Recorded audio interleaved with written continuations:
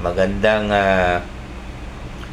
tanghali po sa inyong lahat. Ito po si Dr. Jeff Ho. Ituloy po natin ang ating live consultation dito po sa ating clinic. Nasa harap ko po isang magandang pasyente. Ilang taon na po kayo? 49. At ano pong trabaho ninyo? Na po sa fitness gym elevation. Ano pong trabaho ninyo sa? Underdog. Kuan. Cleaners. Tiglimpyo ko, Dok. Tiglimpyo. Siya po ang taga-linis, no? Parang maintenance. Anyway, ilang taon na po kayo? 49. So, hindi naman po kayo buntis? Hindi po. At hindi na po kayo pwede mabuntis? Pwede pa rin kasi Pwede po, nagraragla pa po kayo. Opo, Dok. Ilan pong anak ninyo? 4. So, ano pong problema natin? Madam, May asma po ako, Dok. may asthma. Bakit? May tunog ba ng Oo, parang pusa. parang pusa? Pag ka ng... Alam niyo ang pinakamadali para mawala po yung asthma niyo, para mawala yung tunog na pusa. Okay. Ano yung pinakamadali? Turuan po kita, ha? May ano po kayo? Daga. May daga po kayo sa bahay. Sa Bisaya, ilaga. Ilaga. Sa English, rat. So, ang pinakamadali po para mawala po yung tunog na pusa, yung asthma ninyo, sa baga ninyo, ay hulihin po ninyo yung daga.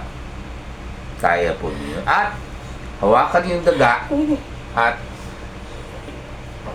buksan po niyo bibig ninyo. Ayan. Para maglabas yung daga. Di ba? Ayan. Yun pinagdadali. Joke lang, ha. Kahit corny. Tawa naman po kayo. So anyway, since birth po yun, since bata po kayo, may asthma po kayo? Po. Okay. At ngayon po, may tunog na pusa. Ibig mo sabihin, hindi nawala po yung asthma ninyo since bata po kayo? O Hindi. nawala pero bumalik na yun? Bumalik. Yan, babalik yan kasi although asthma, or rather, lahat ng pasyente will outlive their asthma, meaning to say, mas mahaba pa po yung buhay ng pasyente kaysa yung buhay ng asthma. At nung wala nga di ba? Babalik na naman. Because as I've said, and I'm gonna say it again, okay, pagbagsak po ang ating immune system or body resistance, tatlong sakit ang mabutan po natin. Number 1, pinakaayaw natin, cancer. Number 2, infection. Number 3, allergy. At sa kanya naman po, allergy ng baga, which is asthma. Anong kulay po ng plema ninyo? Yellow, puti, green? Kahapon nagluwa po ka ng yellow. Yellowish. Tapos karon nagbalik na po siya og clean lang, laway lang na po. Okay, pag yellow, alam na po ninyo, infection. No? Po.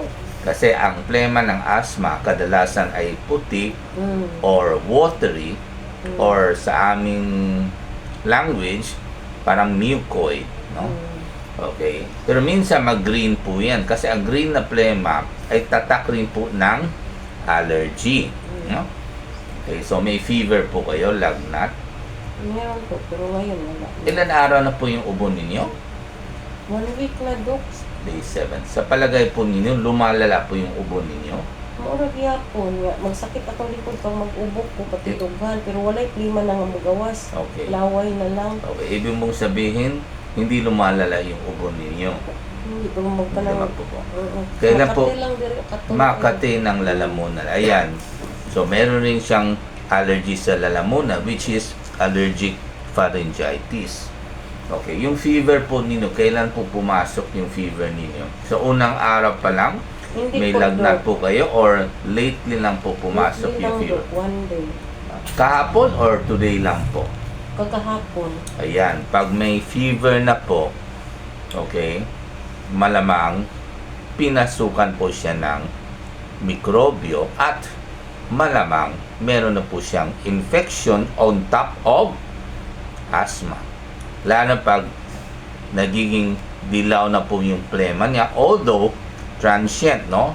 Sabi kasi niya, nagiging puti na po yung plema niya. Pero still, I consider na malamang meron po siyang infection, no?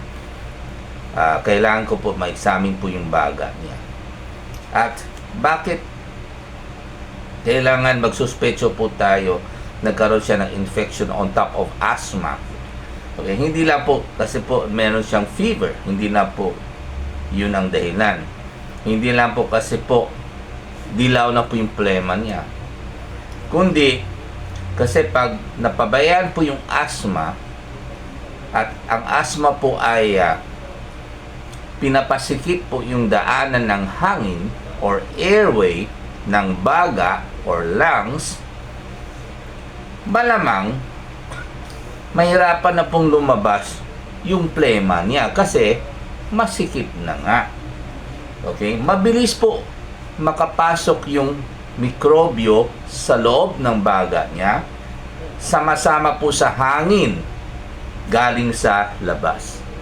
Okay? Pero pag nakarating po yung mikrobyo sa loob ng baga niya, ay gagamitin po ng mikrobyo yung plema sa loob ng baga niya na mahirapan lumabas dahil po sa masikip po yung daanan ng hangin, dahil po sa kanyang asthma.